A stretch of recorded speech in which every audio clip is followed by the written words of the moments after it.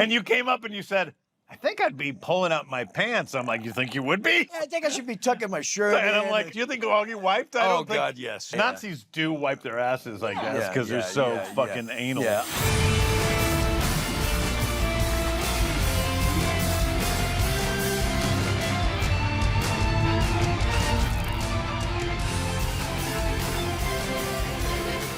Welcome to Peacemaker, the official podcast with James Gunn. In case you were thinking that this, podcast was unofficial. No. It's not. Fuck that noise. We're fucking official. Yeah. We registered at the DMV today. Right. And I am here with my lovely co-hosts. Steve Agee, who plays John Economos. Hi, I'm Jen Holland. I play Emilia Harcourt. And this is the official destination to go deeper into the Peacemaker TV show on the HBO Max original series, Peacemaker. We're going to go behind the scenes. We're going to get stories from set, determine what's canon, answer fan questions, talk about the songs, and more. And on this episode, we are diving into Season 1, Episode 2, entitled Best Friends for Never, directed by the one and only James Gunn. And we have a special guest today. We are joined by Robert Patrick, who plays none other than August Ransom Smith, otherwise known as Auggie Smith.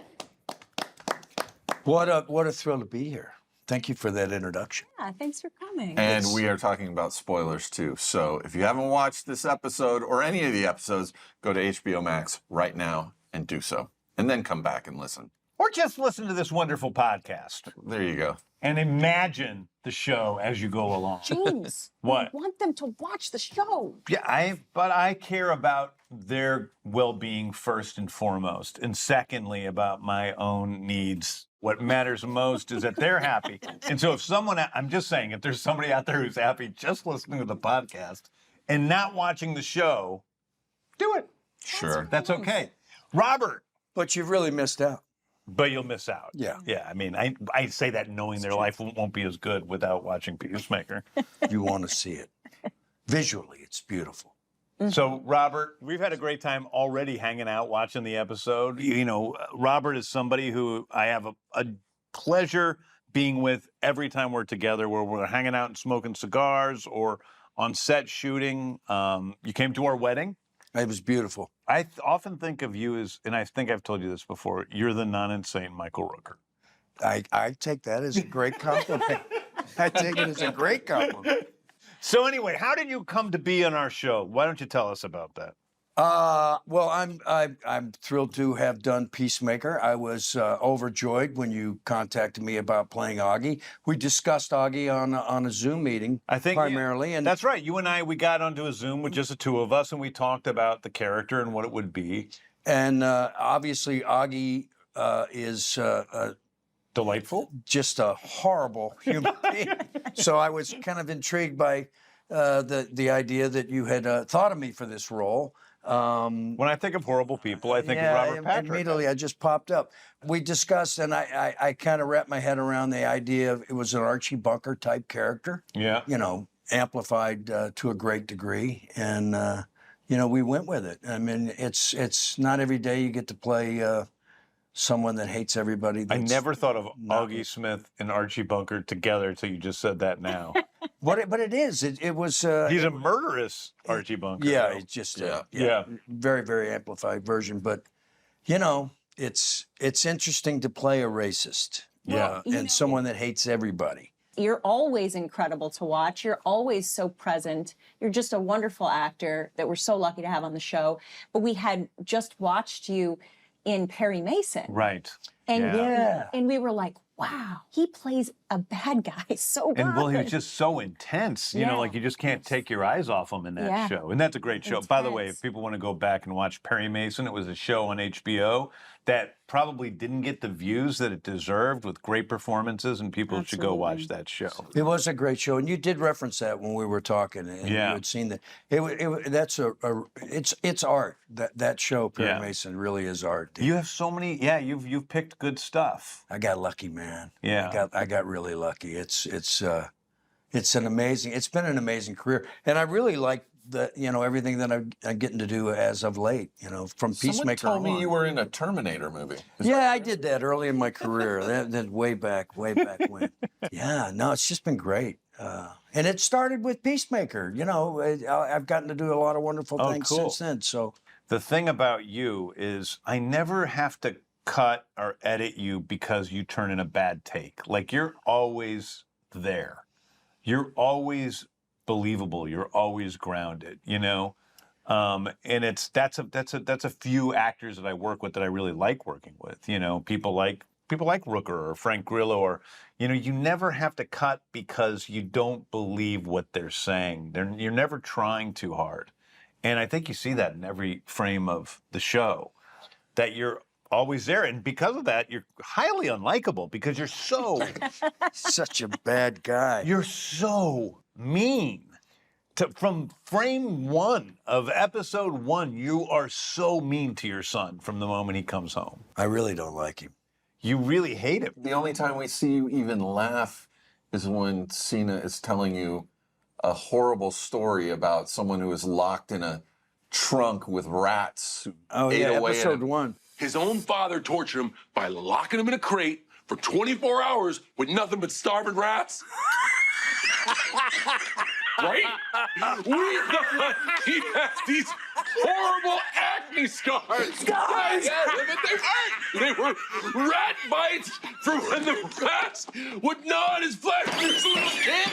It's funny, right? You're laughing so hard, you're choking. Well, I'm thinking back to when we were filming that and the situation we were in with COVID, and going back to even when we were reading the script, doing the read-through. There was a familiarity I had with Mr. Cena. I had worked with him early in his career. You Right. didn't even know that. I didn't. I did his first movie, and I was his nemesis in that. So John and I had this chemistry that was just there. Mm-hmm. So I knew we didn't have to worry about that. That you would buy the father-son familiarity. But the great thing you did, and I love you for this, we're not going to rehearse. You guys fine with that? Let's just shoot a take. And it's like you're in. You know what I Yeah. mean? You're in. You're in the moment. Whatever happens. Yeah, that's something like, when I do a movie, I'll do rehearsals, and I'll do pretty long rehearsals. But something I don't believe is walking onto a TV set where I've never heard anybody saying the lines and sitting and doing rehearsals for a half an hour. I'm like, sometimes the first take can have a magic moment in it, even if the scene doesn't work all together, which it probably doesn't. I like shooting the rehearsals because sometimes you find some fun stuff there. It's not like we're shooting on 35 millimeter film, so we're not wasting any money. And yeah. So I love just shooting. I was just amazed by John. Yeah. I mean, I was in the scene with him, but just watching how far he's grown as an actor. And he's an amazing actor. And to season 2 even more. I know. Yeah, That's the thing. yeah. From season 1 to season 2 even more. Yeah. Yeah. It was tremendous. I remember we did the reading of, what was it, the first 2 scripts or something over Zoom early on because we were in the middle of COVID. And we did it COVID over, protocol. and I remember, who was it? You and one of the other actors could not stop laughing throughout the whole, you were laughing so much at everything. It's a funny script. And you guys were also laughing at stuff hilarious. Auggie said, and I was like, oh, fuck, did I make Auggie too funny? It's one of the dangerous things because he's saying these horrible things. Yeah, the fans that I've run into that really love Peacemaker, and they do love Agee in that way of you're awful, but they enjoy that, and I think there's that fine line of a despicable human being, but we've got to you need him to tell the need story. it. You need it. And so he's got to be somewhat likable. Yeah. I know that's hard to say about that character, but he's really so not awful. very likable. I think sometimes he's funny, but he's not very likable. I think that most people watch the show. One of And the hate things, me. and they just imagine killing you Killing throughout Agee, the whole yes. show. I mean, But they're that's like, what I when mean is by- this guy gonna kill his fucking dad? When is Vigilante gonna kill this fucking piece of shit? Yeah, and I think that's what I mean by likable. Like they would like to see him, Kill. and they can't wait to see they it. So can't you're wait to building see it. that, Yes. right? I think what you always bring to every role as an audience member, you want to watch you. No matter if you're playing a good character or a bad character, you want to watch you. Like you're just so dynamic. So I do, in a certain way, I like watching you on the show as such a terrible character. And it's so important, like so many people, including myself in some ways, like in the first season of this show, I was really scared. I was like, you kind of need to like her, but she's also such an asshole. And I was a little afraid to be too much of an asshole because I was like, what if people just really hate me? But if you just commit, if you are just 100% real in whatever it is that you're doing, people are gonna like watching you because you need that. You And it doesn't need really those matter characters. as an actor, it doesn't matter if somebody likes your character or dislikes your character. You want them to like watching your Yes, character. that's right, You want them to exactly. be involved in the story through your character, involved in the drama. Yeah. You got to let their vulnerability Yeah. has to be revealed. But anyway, Right? I'm saying it mostly because you do it without hesitation. You just commit, and we need Right. it so much in the show, and I thank you for it. It's amazing. This has been great for my ego. Oh, you deserve it and more. You are a do. complete. It's You true. are an amazing actor who is undervalued as anyone. So like that's bless you. we say it all the time. I mean, just all the time. And also like honestly, one of my favorite people. Like just a great guy Thanks, to be brother. around and hang out Thanks, with. brother. I appreciate that All right. very much. And it's likewise. I feel Thank the you. same way. Thank you. It's not about. Steve. Not so much. We about. love This Steve. is all making we me love sick. Steve. He's getting sick. Can He's we getting move sick on to his the stomach. episode? Steve is so wonderful. My butt is puckering at all this. Let's go to the episode. Okay. We pick up, he's just killed the butterfly. Peacemaker has to run back into the apartment of the rocker woman because she has all of his stuff there. And this was some fun stuff to shoot. He's putting on his outfit. He's like, fucking dad, he's blaming you because his outfit is hard to put on because I guess you made his outfit. Skin tight. Yeah. You like Never gain any weight. son. Yeah. You like Don't this. get any better. Yeah. I'm gonna make this a little bit too tight, so you have to lose some fucking weight. Yeah. You fat ass mother. Yeah, that's Augie. If that were only true. He grabs some things from her apartment. He gets distracted. The childlike nature of Christopher Smith grabbing things that he thinks are cool, like some cookie cutters. He said, "I see cookies in my future." I remember I did throw down that line on set. That was one of them I couldn't stop laughing as I'm like, "I see cookies in my future," and then he grabs that springy thing, and this is a must-have. Like Yeah. and he's running from the cops. Harcourt, we didn't talk about your underwear scene. One thing that I want to discuss is that Lars Winthrop, who was, the AD, and He's amazing. Really, he's amazing at what he does. He created the most optimal situation for me by rescheduling that scene so that I didn't have to shoot it while I was on my period. Right, because it was originally scheduled at a time when you were going to be on your period. Yes, and you're bloated and like, Wow. and so he rescheduled it so that I could look my best, and he really did me a solid by doing that. So thank you, Lars. And then we meet for the very first time Detective Sophie Song and Detective Larry Fitzgibbon. And these are important characters to the show. And, and Jen, you had a scene where you're putting the tranq dart gun together in the car while you're talking to Adebayo. A great scene. In your room, what you have in there, that's not safe. What? You had someone in your room. Is it against Didn't regulations? say that. What are you doing? Stop is off the books. We don't have regulations, but it's not safe, is it? For her, I mean. I don't know. It's not. What are you doing? Watch the road. I also have dogs. Okay. Do you think they're safe? Are they big dogs? No, they're pretty small, but one of them, Emerson, he likes to wear these little outfits.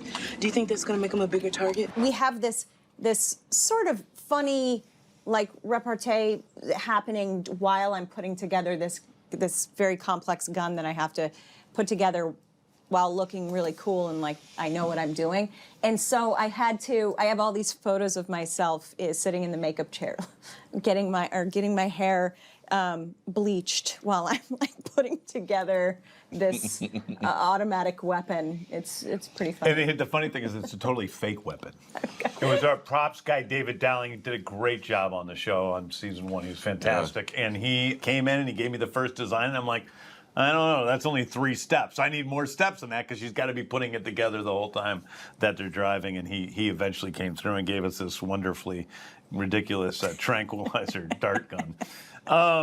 And we also meet Lenny and Allison, who play Evan and Amber, who are an incredibly complicated couple.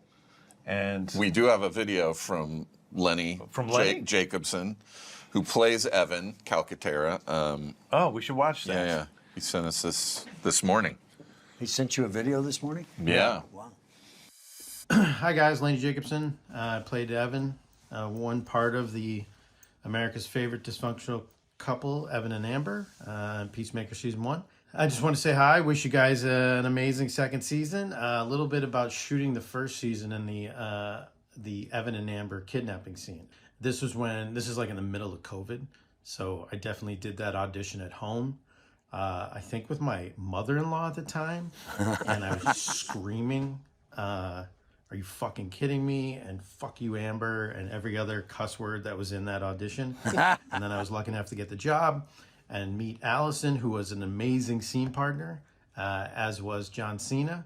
The cool thing about it was we were deep in COVID, so everything was kind of blocked off, but James was using a microphone, and we ran the scene a lot, and we were just on our coverage, and he was just like bigger, louder, and it's just so much fun to be given the freedom to just scream and yell obscenities, especially your pretend TV wife. So anyways, I had the best time. Wishing you all congratulations, and I can't wait to see season 2. And thank you for having me, James, Jen, Steve, the entire Peacemaker family, and all the fans. Take care. Very cool. Good dude. Great guy. He is a great guy. They're amazing in that scene. We were talking about it. Just incredible, those actors, both of them. Yeah. And he brought up something that I really enjoyed. The direction you give when we're in character. And do that line again, I love all that, And I can't say that that's always been the case. When you're getting into that space between action and cut, but it's so enjoyable when you're doing it and you're giving great ideas and a lot of directors are like, can you tone it down a little bit? It's unbelievable. James is like bigger, and he also. A lot of directors are like, we have to make time on this, and I mean, with streaming, you aren't really as limited by time restraints. So James is like, yes, more, do this more, and throwing out more lines and stuff. And just to clarify a little bit for everyone who doesn't understand what we're talking about. So James sits near the monitors where he's watching the frame up of whatever's on camera, and he's got what they call a god mic, and there's speakers out to the cast and crew, and he's just a lot of times it's dependent on the scene, he'll whisper into the god mic and he'll try to keep you in the scene, or he's just laughing. Into the god mic because he's trying to tell you. That's what I remember. Laughing. He's just yelling out like directions or trying to sort of massage the scene in a way while we're in the scene still working. And I love the even if he gives you a line or something that ad lib, it's almost easier when you're doing it that way than coming over and talking to him and now go back out there and try that. You're just in there. Yeah. And I really love that part. Yeah, I mean, I think one of the things that actors there are times when I'll say private things to actors, but for the most part, when you're on one of my sets, it's like, no, we're a family. Yeah. Everybody's going to know all your notes. Yeah. They're going to know what to do. They're going to know what I think. And we're all playing together. We're here because we all trust each other. And I chose you because I like what you do. And it's like, and we have a good time with all of that. And when we're in the rush of it all, I do something that probably some actors wouldn't like, which is I'm like, no, try that again like this. Okay, now back up, try that again like this. Try that again like this. But I know how I'm seeing the scene cut together. We're making, one story. And I know how the ebbs and flows are supposed to be. So it's really about trying to build that. And we play a lot. Especially on this show, more so than other things. We play a lot and we come up with stuff. And if something's funny that we come up with on set, it's, we use it. Yeah. I think that the thing, not to belabor the point, but the thing that's really interesting as a way to work as an actor is that whether you end up using the stuff or not, what the process does for me, and I think for some other people who've worked for you that I've talked to about it, is it frees you up because you're not trying to fit some idea that you have in your head or some idea that you think is what was written on the page or whatever. It allows you to just try a bunch of different stuff. You're throwing stuff at us and you get loose and you feel free. And I think it's a great way to work. I really like working that way. Creatively, you're not an insecure guy. I mean, he's secure in who he is, and I think that's what the environment is that you're creating, and that allows that creativity from all of us. Right. Yeah. Because you're not worried if I say, hey, what about this? You're like, No. oh, that's a great idea. No, I love great ideas no matter where they come from. I just want to make a great show. I don't care about my part of it. Yeah. So we come and now we go to one of the pieces that I really like the best is him jumping down from the balconies. And the person we need to shout out on this sequence is Spencer Thomas. Crazy. Who is John Cena's stunt double, who made all of those jumps. And honest to God, this is my favorite sequence of stunts I've ever shot in anything because it's so painful. It looks so painful. It looked painful on the day when he did it. It looked painful every time I watch it. I sat with you guys and we were all still going, oh, we're jumping at it. And what a great series, jumping down when he's jumping onto the one balcony, onto his stomach, then he jumps onto the other one and hits the railing with his stomach. Oh. Then he jumps down on his leg and there's that leg bend before he goes down, and then the oneer where he's jumping from one level, actually on location, down to the other level, and then jumping to the trash can and bending his leg again. It's unbelievable stuff, And Spencer's been seen as stunt double for years, many projects. Yeah, and he's a really talented, wonderful guy. He's got the same physique too. And it's hard to double John because he's such a specific physique, like I would be a good double for John, but I have to be behind the camera shooting. Yeah, you got to jump to do. I've got something else I'm doing. I'm busy. Yeah, Can't do everything. I can't do everything. I want to write, direct, show, run, and stunt double, but I can't do it. Yeah, Can't do it one all. too many things. But it establishes that Peacemaker doesn't really have any superpowers. You know what I mean? He's he's a regular guy. Yeah, he's a hell of a shot. Yeah. He succumbs to gravity just like the rest of us. He doesn't get that many wins, Peacemaker. No. He gets a lot of barely escapes and a lot of losses. And then Adebayo, we see Harcourt for the first time, hardcore, with her tranquilizer dart gun come in and save the day. They escape, and I think we see for the first time ever a little tiny bit of joy with Adebayo, Harcourt, and Agee and Peacemaker in the car. Maybe the beginnings of a team. With that escape, yes. We come to the wonderful scene where you are questioned by Sophie and Larry Fitzgibbon. Lachlan and Ann. Annie, yeah. Yep, Annie. Yeah. That scene, is that the first time they come to knock on the door or the second time? The first time they come to knock on the door where you call her Chopsticks. August Ransom Smith? Yeah? What? I was wondering if you would mind answering a few questions for us. Yeah, I mind more from you than him. Why more from me? Let's just say that egg foo young ain't my thing, baby. I'm pulling up my pants. You're pulling up your pants, which I was sitting right in the other room. And you came up and you said, I think I'd be pulling up my pants. I'm like, you think you would be? He's like, Yeah, I think I should be tucking my shirt and I'm in. like, and I was like, sometimes I can be taken aback by something like, okay, I mean, I hope I don't regret this when I'm cutting it, because sometimes I can say yes too quickly. And then all of a sudden you're opening the door and you're buckling up your pants as if you don't give a shit there are people there. It's like, you obviously were taking a shit. Yeah, I was obviously incapacitated. Something was going on. I don't think Augie wipes. Do you think Augie wiped? Oh, God, yes. You did? Oh, You wiped? yes. And he washed his Augie's clearly got a bidet. Clearly, he's got good What? hygiene. Yeah, Nazis do wipe their asses, I guess, because they're so fucking anal. Yeah, Augie's not that.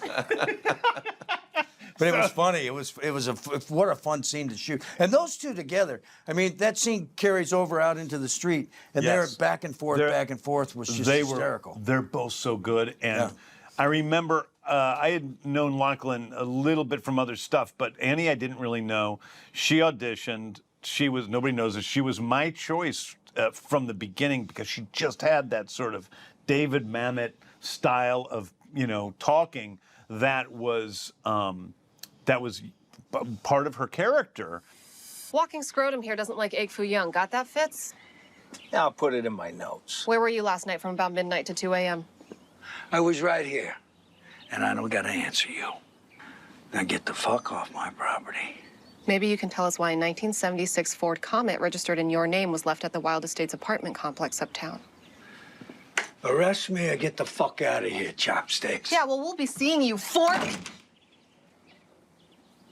Fork? So she was magnificent. I think that was one of the first times, or the first time I shot with her. It was definitely the first time I shot with her where she was doing anything substantial. And that moment where she calls you Fork is I just fucking love. Hilarious. And Did you write that? Yeah, that was written. Yeah. And then their ad libs on the way out to the No, car. that was all written. That was all. God, Yeah. dang it. Yeah. Just great actors. They're great just actors. amazing. Great actors. Yeah, the spoon makes it like a baby thing. She's like, all right, everybody, even adults use spoons. Can I ask? I notice a lot when you write and make up characters, outside of characters that are actually in the comic books, but characters you make up. A lot of them have names that are significant to you in real life, like Leota is your mom's name. Yeah. What about like Fitzgibbon Well, there's a Fitzgibbon in almost everything I've ever done, and it's based on my next door neighbor who I grew up with, whose name happens to be Larry Fitzgibbon. And he's like another brother to me. He's really he's an incredibly successful guy. And a really, still to this day, a very close friend. But I always put a Fitzgibbon in something. And then this time I was like, I'm just going to name the character after him fully. Anyway, yeah, so that's where that comes from. Back at headquarters, we have an enormous scene that was hard to cut, that goes on forever, where the gang, Mern's gang, I don't know what we call them because this is they're being called the 11th Street Kids, is the team. The team is completely disagreeing on who might be a butterfly. We're seeing signs of. Obviously, they think there's a mole somewhere. We think that they think one of the people is a mole. Right. Yeah. And Danielle's character, you guys, that's who you start looking at first. I basically, my Harcourt, is going through the list of everyone and basically explaining why it can't be anyone except for her. She's the only person who it seems like could possibly. Yeah, be I love that run too. Yeah. And then it kind of comes to light that maybe she's not, and then they're just left going, who is it then? They don't seem to walk away from that scene with much more information. Yeah, you think that the butterfly, we don't know exactly what the butterflies are yet, and Peacemaker doesn't know, he's trying to guess, but we know it's some sort of not human. And you think that Adebayo is a butterfly, Peacemaker thinks that Economos is a butterfly. Elmo. He kind of talks, Chuck Woody's character, Mern, into believing that, you might be a butterfly, and nobody is sure who is the butterfly within it, everything. Peacemaker goes back home to his apartment, and this is the first time we've seen him alone, really, since the very beginning of episode 1, and he puts, Firehouse, Don't Treat Me Bad on his phonograph, and he lays down in bed and he begins to sob. It's the greatest Robert laughs hysterically. It's the greatest scene. I love it. I love seeing John do that. Man, he's really good at it. And John was so, I hope he doesn't mind that I'm saying this, he was so nervous about that scene, you know, because it wasn't something he's ever had to do. It's just sit there, lay down, and start sobbing in the middle of everything. I don't know if he'd ever even had to cry in a movie, much less just lay down and start sobbing. Mm-hmm. While he's sobbing, all of a sudden we hear somebody at the window, and we are introduced to the character of Vigilante. Yeah. That scene's hysterical. Originally played by a different actor than who we have now. So through a lot of these, you know, episodes in season 1, when you see an actor with the full suit and helmet on, it's oftentimes the original actor and Freddie Stroma, who ended up actually playing him in the end. His voice dubbed over the other actor. That's right. We had shot all of episodes 1 through 5, and we had also shot part of 8. And then we were like, for various reasons, we needed to recast the actor. I was having anxiety at night because I was like, I love this show more than anything I've ever done before. And one particular part of it wasn't working as well as it could. And it happened to be everybody's favorite character in the script. And so we went out and we had to find a vigilante. We had to find them quickly because they had to come up to Vancouver and they had to quarantine. And quarantine and for 2 they had weeks. to basically fit into the suit. We had to find There was someone like who was a certain height to fit into the suit, and it was very difficult. But we actually had to cast around the suit because we didn't have time to make a new suit. So we meet Vigilante. We find out Vigilante is an interesting character. He's very messed up. I love that scene. You got your dick in your hand? What does he say to him? He said, what's he saying? He's trying not to turn around. He's trying to make up an I don't want to excuse for look. what- No, I know what you're doing. He's like, I know you've got your dick out right now. Yeah. And he knows he doesn't have his dick out. He just doesn't want him to see him cry, you know? But, you know, Vigilante can't really process facial expressions. This comes up repeatedly throughout the show. He cannot understand facial expressions. He can't understand a lot of social interaction. And so he doesn't really even understand that he's crying, and he's easily dissuaded. And so Peacemaker tells him that he's doing face muscle exercises to make his face more jacked. Yeah. And then proceeds to put down. You know, listen, the other thing I love in that scene is when Peacemaker starts crying and he's just, after ruthlessly picking on Economos for 2 episodes, he goes, Economos could be my friend, but I just push him away. And you know this guy is so lonely. He wants nothing more than Economos to be his friend. And yet he does nothing but just brutally pick on him. Mean, insulting. And that's really, you learn that with that one sentence a lot about who Peacemaker is. Diebeard. We have Vigilante admit that he feels pleasure when he's murdering people for doing graffiti. Yeah. And sometimes he makes mistakes killing people, but usually not. Usually it's somebody who's doing something incredibly evil like graffiti, which I don't know how. And he says to Peacemaker, but you enjoy it just like I do. Yeah. Let's admit it. But we see for the first time that Peacemaker is starting to have doubts about his whole worldview, about killing people, about peace at any cost, about all of these things. And this is the journey that he's going to go on for the rest of this season. They go out and they have a great montage to drag me down. You know, we should mention that. Has anybody mentioned that? The scripts come, and then there's the playlist that comes with the script. So you can actually read the script with the playlist. That's right. And the cuts, too, because there's a lot of the music that you have in there I'm not familiar with. And you hear it and you go, it's a great way to read the script. It's so and get in tune informative. with what you're doing. Yeah, it's informative about what it's going to feel like. Yeah. You know, what the tone of whatever it is that you're doing is, or if it's intended to be funny here or not because of maybe what he's cutting into or cutting out of, and Yeah, if it's really a montage, informative. how broad can you be turned to what the music is playing? And, Yeah. you know, and we get to see them. That was one of my favorite things to shoot because I'm still like a little kid. When I was a kid, I liked to blow things up. I would get in firecracker fights with You've my got all friends. your fingers, so you Yeah. didn't lose No, one no, on the fire. I was a kid that did a lot of like crazy like blowing up of things and fire, you know, works fights where we're throwing and getting burnt up and screaming and making our friends cry and then laughing.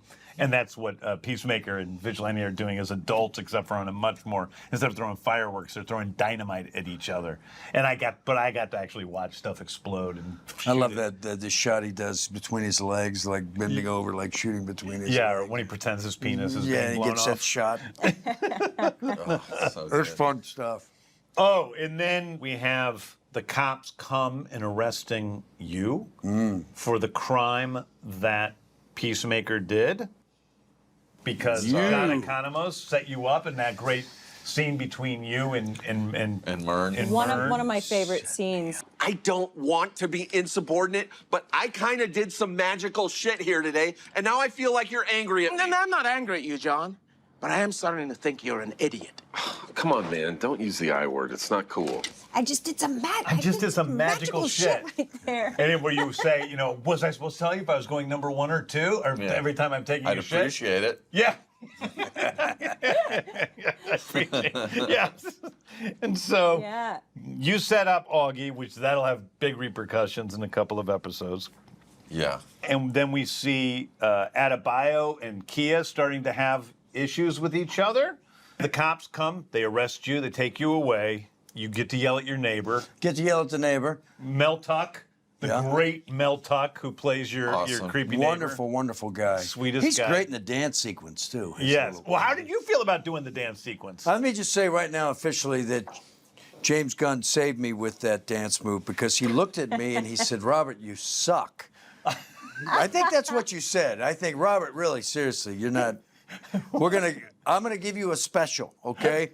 We're gonna do a special. And I just gave you a little pelvic thrust. Yeah, can you do that? Yeah, blinkers on and a little thrust. Yeah, I can do that. He gave me that nice little special shot, saved me. Yeah. Otherwise, I was terrible. I would like to take the credit for that, but that was Carissa Barton, our choreographer. After seeing your capabilities, your Capabilities. We rehearsed. You, did. me, and Danielle rehearsed the dance sequence during COVID. We did, and I must admit, I maybe didn't rehearse as much as I should have. I mean, no way. I might. really? I might have not really taken that part as my performance as serious as I should have, and I feel a little embarrassed about telling When you heard this. there was going to be a dance sequence, what did you think? I was What did kind you of think like, about it? really? Do I have to do this? I'm a grown-ass man. Do I want to do this? Yeah. And then I went to rehearsals and I tried, and my wife can testify. I did try. But did you think it was weird that we were doing a dance sequence on this particular show? I thought it was a little big kind of a thing to ask for. I was reluctant to get into it, to be honest with you. But then on the day, as a performer, and the second season, by the way, I did not. I got in totally. I know. I mean, I You're much went better. after. I rehearsed Yeah. like crazy. But when we were shooting that, I was just like, follow Jen, do what she's doing. I'm just going to try to make it look as good. And even that Were you was. surprised by the reaction and how many people love that dance sequence? Yes, and I'm very grateful that you gave me that little special You'll be happy to know. And I won't give. We'll talk about it when we do season 2. But we talked to Carissa and we asked her to list the worst dancers. And I was it. You weren't even in the top 3. I wasn't this year? No. Oh, fantastic. I've No. improved. No, she didn't have you list you at all. Oh, good. Anyway, we'll get to that later. I think it was Frank. Frank was probably the worst. I won't. I won't. Yeah, you know I it was won't Grillo. spoil it I won't spoil it. Grillo was like I was in the first season with the dance. So we go. That's what I'm gonna say. We go to. We realize that Rooker. I'm sorry. Rooker's not good. We go to. We discover that, what's her character's name? Amber Calcaterra. Calcaterra. Calcaterra, named after my godmother Bridget, by the way. There you go. See? is in bed with both Peacemaker and Vigilante. But Vigilante has We're like, he's still got his mask on because he cares about his secret identity, and they're all in bed together, and that's we see that Peacemaker sexually is kind of a different sort of cat. And they find a little tiny spaceship. And where is this going to go? We'll find out. And then we go to you in prison. Yeah. And a scene I really like. You come in, you sit down. We realize, holy shit, the White Dragon is a pretty big deal. You're the White Dragon. You're a cape, as Annie calls you. And you have everybody in prison. All the white guys in prison worship you. Yeah. How did you do that when you, like the 1960s version of, or was it of White Dragon, he was a Nazi. There was a couple versions of White Dragons in the comics, and one of them was a Nazi. Yes. Yeah. Neither one of them was Peacemaker's father. Like You took kinda- a character and made him into Yeah. Peacemaker's father.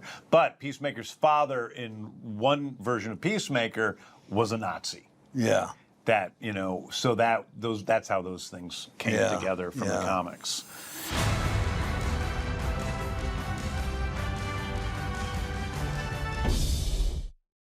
I guess this is Song Spotlight.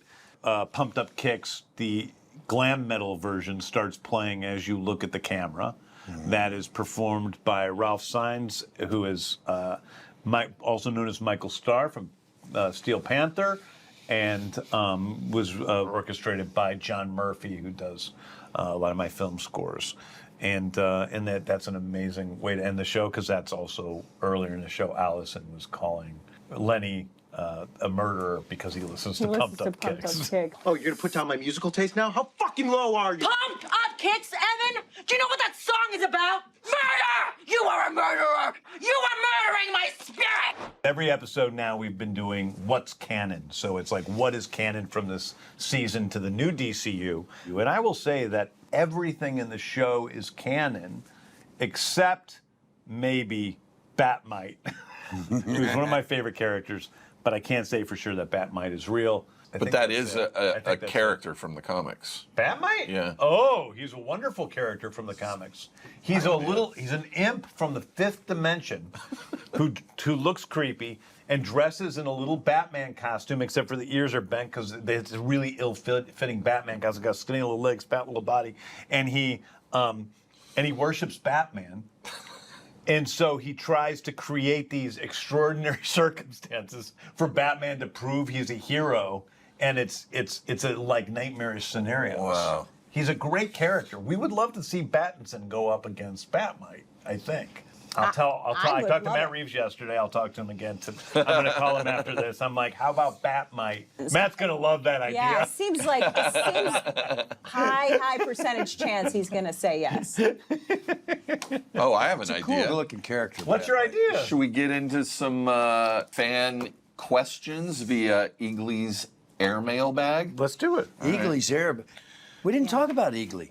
Well, Great character you created. Yeah, Eagly. Eagly's a good. Yeah, it's like he's an eagle. Yeah, it's cool. We did try early on. We had an eagle that we were going to try to use a real eagle for the show because he's always CGI by Weta. And I had an eagle come in, and that eagle was so miserable. Like, he did not want to be there. That I'm like, I can't do that to this eagle. Okay, what do you got? Back to the airmail bag. How difficult was it to avoid the camera in the reflection of the Peacemaker helmet? Wow, that was a pain in the ass, huh? We don't avoid the reflection; we just take it out. And we have a crew of CGI artists who work on the helmet. They do a really good job, and we just. Is that what the mirrored ball is for on set? No, a mirrored ball on set for VFX. We have that on set of every VFX movie where you come out, you hold the mirrored ball up, and it shows you where all the lights and everything are coming from. At RealJStar32, who is the decision maker behind the glorious 80s hair metal? Obviously, James Gunn. Yeah. Nathaniel.lee.79 on Facebook says, what made James Gunn decide to have the main villains, the butterflies, be an existing original alien race rather than existing comic characters? there's no reasoning behind it other than it seemed to fit the story with what was happening. And I think, I really wanted a story that could, travel all the way through one season, that would have a beginning, middle, and end. And this seemed to be a good way to do it. I also liked the idea of Peacemaker, who's this, he's an ordinary guy in some respects who's really good at shooting, but he's in this sort of otherworldly adventure. Right. And I like the idea of Peacemaker being in these larger-than-life situations, even though he's a completely grounded, real character. Yeah. And in some ways, Peacemaker shouldn't even be called Peacemaker, should be called Chris, Yeah. All right. Well, thank you so much, Robert, for coming and hanging out with us. That's it for this episode. In the next episode, we're going to be talking about Season 1, Episode 3. Stream Peacemaker on HBO Max to watch along with us. Joining us in the studio for that episode will be Lars Winther, producer and first assistant director, and also one of the heads of DC Studios. New episodes of this Season 1 Rewatch podcast drop Mondays and Thursdays. You can watch our podcast on HBO Max, on the HBO Max YouTube channel, and wherever you get your podcasts. This has been a DC Studios Showcase presentation. Peace. Peace. Peace out, motherfuckers.